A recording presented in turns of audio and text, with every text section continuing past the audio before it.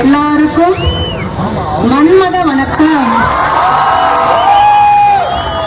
100 நாள் இந்த மேனாமினிக்கு என்ன வேலையை செஞ்சு கிழிச்சிருக்கணும் அப்படின்னு தமிழ வணக்கம் ஏதாவது சொன்னா உடனே ஒரு ட்ரோலை போட்டு விட்டுருவாங்க. ட்ரோல்ல வந்ததே சொல்லிடலாமா? நம்ம சொல்லிடலாமா? எல்லாருக்கும் மன்மத வணக்கம்.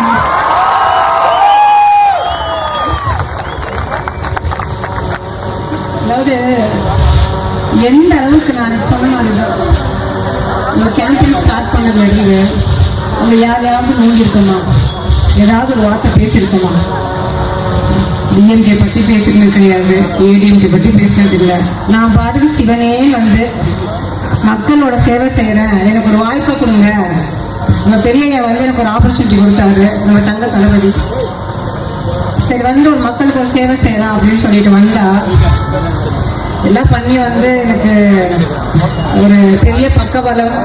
நம்ம அண்ணன் தம்பிங்க எல்லாம் பின்னாடி இருக்கக்கூடிய ஆளுங்க நம்ம எல்லாம் வந்து கரெக்ட் பண்ணி கொண்டு வரதுக்குள்ளார அப்பா படாத பாடுப்பா இவ்வளவுதான் கிடையாது, அந்த அளவுக்கு பாடு படிச்சுட்டாங்க. பட் இருந்தாலும் வந்து சந்தோஷம். ஏன்னா நம்ம தளபதியே சொல்லியிருக்காரு, குற்றம் பார்க்க சுற்றம் இல்லை அப்படின்னு சொல்லிட்டு. அதனால உங்க முன்னாடி இவ்வளோ ஒரு தெம்பா தைரியமா வந்து நிக்கிறேன் அப்படின்னா அதுக்கெல்லாம் காரணம் எல்லாமே நீங்க தான். சட்டசபை ஆரம்பிச்சதுல இருந்து ஒரு வகையில ரொம்ப சந்தோஷமா இருக்கு. என்னன்னு பாத்தீங்கன்னா 234 தொகுதி இருந்தாலுமே சின்ன குழந்தையில இருந்து 90 வயசு தாத்தா வரைக்கும் இந்த கவுண்டமணி கனிமொழி எல்லாத்துக்கும் தெரியும். தெரியுதா இல்லைங்களா? பேசுறாங்களா இல்லையா? கனிமொழியால கவுண்டம்பாளையத்துக்கு பெருமையா இல்ல கவுண்டம்பாளையத்தினால கனிமொழிக்கு பெருமையான்னு தெரியல. ஆக மொத்தம் வந்து கவுண்டம்பாளையம் சரியான ரீச்ல இருக்கு. இதெல்லாம் ஒரு நம்மளுக்கு வந்து உண்மையிலே வந்து தளபதி கொடுத்த ஒரு வரம். அதுக்கப்புறம் நம்ம தளபதி நம்மளுக்கு கொடுத்த வரம்.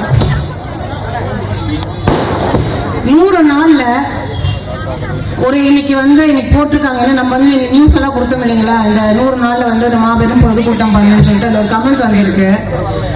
100 நாள்ல இந்த மேனாமினிக்கு என்ன வேலையை செஞ்சு கிழிச்சிருக்கணும் அப்படின்னு பாத்தீங்களா? யாராவது இப்ப பாத்திருப்பீங்கன்னு நினைக்கிறேன். 100 நாள்ல காலையில 6 மணிக்கு ஸ்டார்ட் பண்ணா நைட்டு 10-11 மணி ஆகும் வீட்டுக்கு வரதுக்கு. அந்த அளவுக்கு நம்மளோட மக்களோட குறைகள் ஆகட்டும், பெட்டிஷன் ஆகட்டும், பெட்டிஷன் வாங்கி அவங்க தான் சொன்ன வீட்டுல வந்து புருஷன் முன்னாடி பிரச்சனைனாலும் நமக்கு தான் வராங்க. வந்து என்ன பார்த்து திரும்புறேன். இன்னைக்கு ஒரு போன் ஒரு கால் வருது, சொல்லுங்கம்மா என்ன அப்படின்ட்டு. அந்த அம்மாவுக்கு வேலை இல்லையா, வீட்டுக்காருக்கு வேலை இல்லையா, பையன் படிச்சிருக்கானா பையனுக்கும் வேலை இல்லையா, அதனால உங்ககிட்ட வந்து ஒரு மனு கொடுக்கலாம் வந்திருக்கோம், நம்ம 3 பேத்துக்கு வந்து ஒரு வேலையை ஏற்பாடு பண்ணி கொடுங்கன்னு சொல்லிட்டு. எங்க இங்க நம்ம கவுண்டமணத்தில் வந்து சிங்கிள் வந்து ரயில் எடுக்கும்போது வருது. என்ன சொல்ல முடியும்? கண்டிப்பாமா பண்ணிடுறோம், சட்டசபை போயிட்டு இருக்கு, முடியட்டும், கண்டிப்பா பண்ணி கொடுக்குறோம்னு சொல்லிட்டு. அதனால மக்களோட சேவைகளை வந்து ஒவ்வொரு விஷயமும் முகம் சுளிக்காம கேட்டு பார்த்து ஒவ்வொன்றும் செய்யறதுக்காக தான் நீங்க என்ன ஒரு அன்போட ஒரு ஆதரவு கொடுத்து இந்த அளவுக்கு ஒரு வாக்கு வித்தியாசத்தை வந்து ஜெயிக்க வச்சிருக்கீங்க இல்லைங்களா? அதுக்கான நான் வந்து ஒரு உங்களுக்கான ஒரு ரெஸ்பெக்ட் ஆகட்டும், உங்களுக்கான கடமையை கண்டிப்பா செய்யறதுக்கு நான் எப்பவுமே இருப்பேன்.